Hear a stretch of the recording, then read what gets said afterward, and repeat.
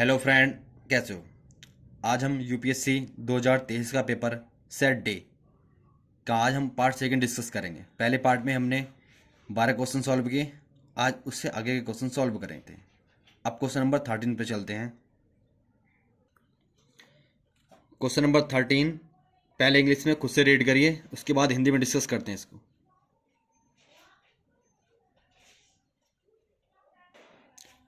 Question number 13 के निम्नलिखित कथनों पर विचार कीजिए। कथन 1, उष्ण कटिबंधीय वर्षा वनों की मृदा पोषक तत्वों से भरपूर होती है। पहला स्टेटमेंट बिल्कुल हमारा सही है।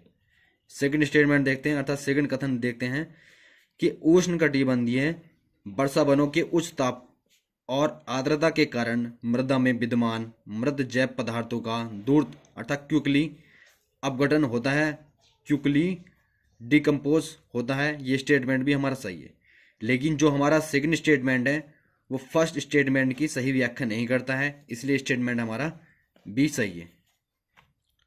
अब क्वेश्चन नंबर चलते 14। क्वेश्चन नंबर 14 कि पहले खुद से रीड करने का प्रयास करिए इंग्लिश में।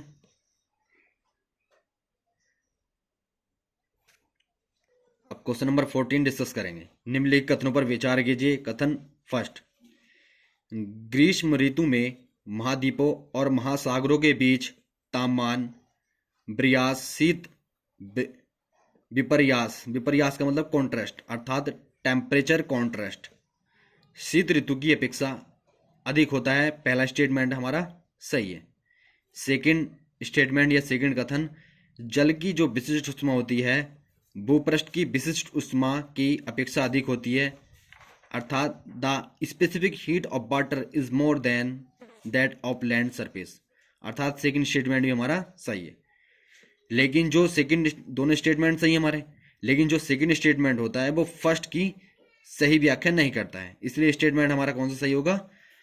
ऑप्शन हमारा बी सही होगा। अब क्वेश्चन नंबर देखते हैं हम। नेक्स्ट क्वेश्चन, क्वेश्चन नंबर 15 पहले खुद से पढ़ने का प्रयास करिए इंग्लिश में।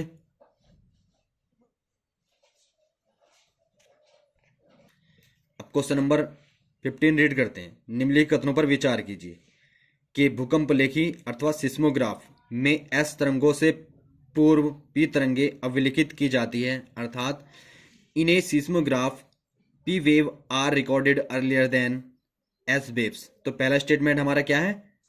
सही है। अब देखते हैं सेकंड स्टेटमेंट कि पी तरंगों में अलग अलग कण तरंग प्रसार की दिशा में आगे पीछे कंपन करते हैं, जबकि एस तरंगों में कण तरंग प्रसार की दिशा के समकोणीय ऊपर नीचे कंपन करते हैं। ये स्टेटमेंट भी हमारा सही है, अर्थात दोनों स्टेटमेंट हमारे क्या है? सही है। अब क्वेश्चन चलते हैं नेक्स्ट क्वेश्चन पे। क्वेश्चन नंबर 16 पहले खुद से रीड करने का प्रयास करिए। क्वेश्चन नंबर 16 क्वेश्चन नंबर कि भारत में कोयला आधारित तापीय शक्ति संयंत्रों के संदर्भ में निम्नलिखित कथनों पर विचार कीजिए। वो कहता है कि with reference to coal waste thermal power plant in India consider the following statement. तो हम किसके बारे में बात करते हैं? कोल वेस्ट जो थर्मल पावर प्लांट होता है। तो पहले स्टेटमेंट पे बात करते हैं कि उनमें से किसी भी समुद्र जल का उपयोग नहीं होता है, अर्थात हम बात करते हैं कि जो थर्मल पावर प्लांट होता है वो फ्रेश वाटर के साथ साथ समुद्री अर्थात सी वाटर का भी यूज करता है, इसलिए पहला स्टेटमेंट हमारा गलत हो गया।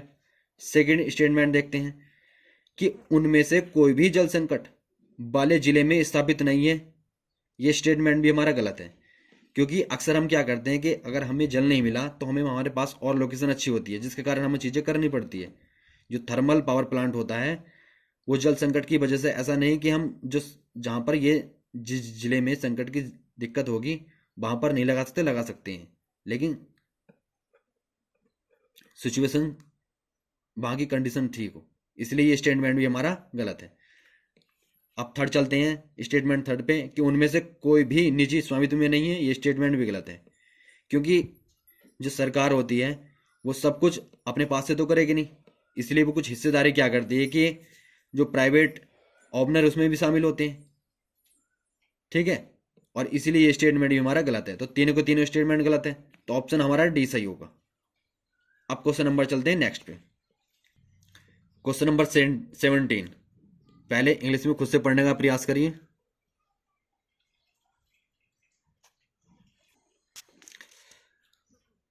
क्वेश्चन नंबर 17, बोल बेचिया पद्धति का कभी कभी निम्नलिखित कथनों में से किस एक के संदर्भ में उल्लेख होता है। अब हम इससे ही अंदाजा लगा सकते, बोल बेचिया अर्थात बैक्टीरिया के बारे में बात कर रहा है। तो पहले हमें देखना पड़ेगा कि बोल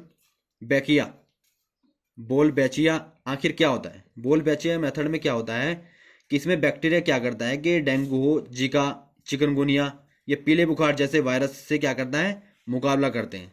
तो इससे हमारा क्या पहला स्टेटमेंट निकलता है कि मच्छरों से होने वाले विषाणु रोगों के प्रसार को क्या करता है, नियंत्रित करता है। तो पहला स्टेटमेंट हमारा क्या है, सही है। अब हमें पता है कि सेकंड स्टेटमेंट क्या दे रखा है कि क्रॉप्स रेसिड्यूज, इसके बारे में भी बात नहीं करता है। जैव निम्नीकरण अर्थात बायोडिग्रेडेबल प्लास्टिक, इसके बारे में भी बात नहीं करता है। थर्ड आता है कि जैव मात्रा की उष्मा रासायनिक रूपांतरण से बायोचार का उत्पादन करना, उष्मा रासायनिक रूपांतरण, इसके बारे में भी ये बात नहीं करता है। तो हमारे तीनों ऑप्शन गलत हैं, पहला ऑप्शन सही है, क्योंकि हमें जो वेचे मेथड से ही हमारा आंसर आ गया है। तो पहला स्टेटमेंट इसका सही है। नेक्स्ट क्वेश्चन देखते हैं। क्वेश्चन नंबर 18, पहले खुद से पढ़ने का प्रयास करिए इंग्लिश में। अब हिंदी में देखते हैं इसको। क्वेश्चन नंबर 18, निम्नलिखित गतिविधियों पर विचार कीजिए। अब हम इसको देखते हैं पहले कि उपयुक्त गतिविधियों में से कितनी कार्बन अभिग्रहण और विभक्ति भवन के लिए विचार और चर्चा में लाई जाती है। तो हमारा एक कार्बन कैप्चर और सिक्वेस्ट्रेशन, इसके बारे में पता करना है क्या होता है। पहला स्टेटमेंट देखते हैं कि बड़े पैमाने पर बारीक पिसी हुई बेसाल्ट सेल खेत में बिछाना, ये स्टेटमेंट हमारा सही है, क्योंकि जब ये चीज़ें बिछाते हैं तो कार्बन को कैप्चर करता है, अर्थात पहला स्टेटमेंट हमारा सही हो जाएगा। सेकंड स्टेटमेंट देखते हैं कि चूना मिलाकर महासागरों की क्षारीयता बढ़ाना, बिल्कुल बढ़ाया जाता है। चूना मिलाकर महासागर की क्षारीयता बढ़ाई जाती है, बिल्कुल सही बात है। थर्ड देखते हैं कि विभिन्न उद्योगों द्वारा निर्मुक्त कार्बन डाइऑक्साइड CO2 का अभिग्रहण कर उसे कार्बोनीकृत जल के रूप में परित्यक्त भूमिगत खानों के अंदर पंप करना होता है, करते हैं, बिल्कुल सही बात है। अर्थात तीनों स्टेटमेंट हमारे सही हैं। तो ऑप्शन हमारा कौन सा सही होगा, सभी तीनों, सी ऑप्शन इसका करेक्ट होगा। अब देखते हैं नेक्स्ट क्वेश्चन। क्वेश्चन नंबर 19, पहले इंग्लिश में खुद से पढ़ने का प्रयास करिए। हम इसमें बात करेंगे एरियल मेटाजीनोमिक्स की। अब बात करते हैं एरियल मेटाजीनोमिक्स निम्नलिखित में से किस एक स्थिति को सबसे सही निर्दिष्ट करता है। अब पहले बात करते हैं हम एरियल मेटाजीनोमिक्स होता क्या है, कि इसमें क्या करते हैं, हम कलेक्शन करते हैं और एनालाइज करते हैं किसका, जो जेनेटिक मटेरियल का हम एनालाइज और कलेक्शन करते हैं। अब जेनेटिक मटेरियल हमारे कौन से होते हैं, DNA और RNA। कहाँ से, जो डायरेक्टली करते हैं, जो इन्वायरमेंटल सैंपल से डायरेक्टली आते हैं, उनसे क्या करते हैं, इन चीज़ों को एनालाइज और कलेक्शन करते हैं। तो इससे हमारा क्या निकलता है, पहला स्टेटमेंट ही हमारा क्या होता है, सही निकल जाता है कि किसी पर्यावास में वायु से DNA प्रतिदर्शों को एक बार में एकत्र करना, अर्थात collecting DNA sample from air in a habitat at one go. तो पहला स्टेटमेंट सही है हमारा। सेकंड स्टेटमेंट कहता है किसी पर्यावास की पक्षी जातियों की आनुवंशिक रचना को समझना। अब सेकंड स्टेटमेंट ये गलत है हमारा, पक्षी जातियों के बारे में बात नहीं करता। थर्ड स्टेटमेंट है रुधिर प्रतिदर्श के बारे में बात नहीं करता है, अर्थात ये ब्लड सैंपल के बारे में बात नहीं करता है। फोर्थ में जो डी ऑप्शन है, डी में ड्रोन आ गया। अब ड्रोन के बारे में इसका कोई मतलब ही नहीं बनता, तो ये भी ऑप्शन हमारा क्या गलत है, अर्थात पहला D, C और B ऑप्शन गलत है। अगर हमें एरियल मेटाजीनोमिक्स के बारे में पता था, उससे हमारा पहला ऑप्शन क्लियर हो जाता है। अब आते हैं नेक्स्ट क्वेश्चन में। क्वेश्चन नंबर 20, पहले खुद से रीड करने का प्रयास करिए।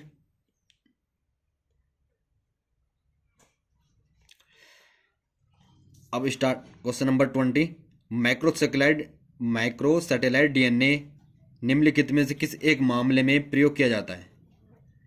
पहला ऑप्शन, हमें पता है DNA से हमें पता चलता है कि DNA के बारे में कुछ ना कुछ, DNA क्या होता है, या आपको सभी को पता है कि प्राणी जात की विभिन्न जातियों के बीच विकासपरक संबंधों का अध्ययन करना होता है, अर्थात स्टडी करते हैं इवोल्यूशनरी रिलेशनशिप की, किसके, जो फौना की स्पीसीज होती है, अलग अलग स्पीसीज के बीच में, हम इसका अध्ययन करते हैं। तो ये पहला स्टेटमेंट हमारा सही है। सेकंड स्टेटमेंट में स्टेम कोशिका के बारे में बात नहीं करता है। थर्ड स्टेटमेंट में ये पादप के जो क्लोन का जो प्रसार होता है इसके बारे में बात नहीं करता है। और डी ऑप्शन में ये औषध परीक्षण के बारे में भी बात नहीं करता है। किसी समष्टि में श्रृंखलाबद्ध औषध परीक्षण कर औषधों की प्रभावकारिता का आकलन करना, इसके बारे में बात नहीं करता। तो हमारे 3 स्टेटमेंट गलत है, पहला स्टेटमेंट सही है। तो क्वेश्चन नंबर 20 का ये ऑप्शन हमारा सही रहेगा। Next question number 21। तो पहले इंग्लिश में खुद से रीड करने का प्रयास करिए।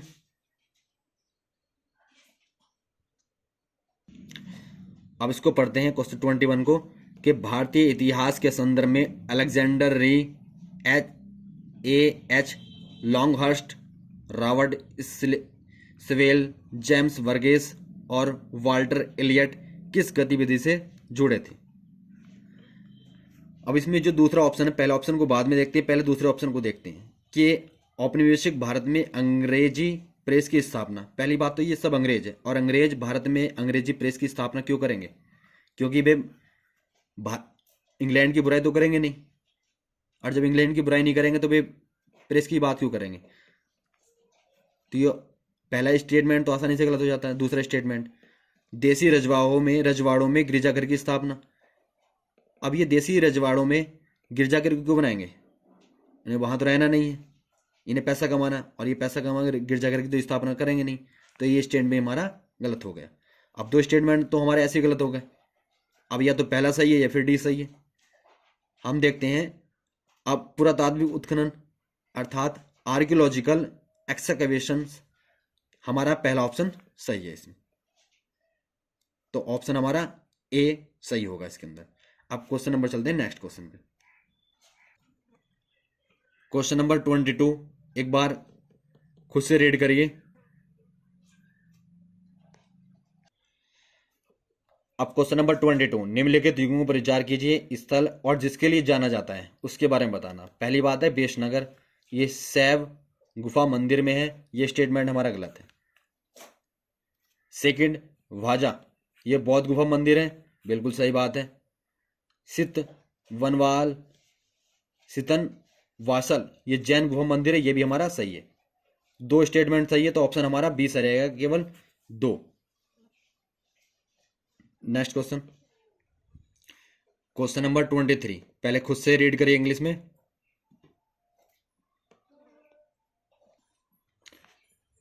अब पढ़ते हैं इंग्लिश में। निम्नलिखित कथनों पर विचार कीजिए। कथन 1, 7 अगस्त को राष्ट्रीय हथकरघा दिवस के रूप में घोषित किया गया है, बिल्कुल सही स्टेटमेंट है। कथन सेकंड, 1905 में इसी दिन स्वदेशी आंदोलन शुरू किया गया था, यह स्टेटमेंट भी हमारा सही है। तो उपयुक्त कथनों के बारे में निम्नलिखित में से कौन सा एक सही है? तो कथन 1 और सेकंड दोनों सही है, और सेकंड जो होता है वो कथन 1 की सही व्याख्या करता है, तो ये स्टेटमेंट हमारा सही है। अब चलते हैं नेक्स्ट क्वेश्चन पे। क्वेश्चन नंबर 24, पहले खुद से रीड करने का प्रयास करिए।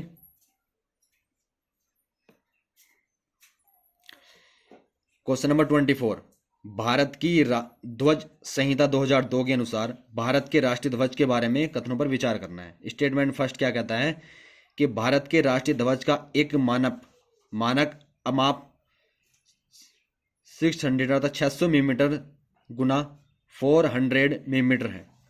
तो ये रेशियो हमारा क्या है? गलत है। इसका जो रेशियो होगा वो 900 मिलीमीटर से 600 मिलीमीटर के बीच में है। तो पहला स्टेटमेंट हमारा क्या होता है? गलत होता है। यदि पहला स्टेटमेंट गलत हो गया हमारा, तो तीनों स्टेटमेंट गलत हो जाते हैं।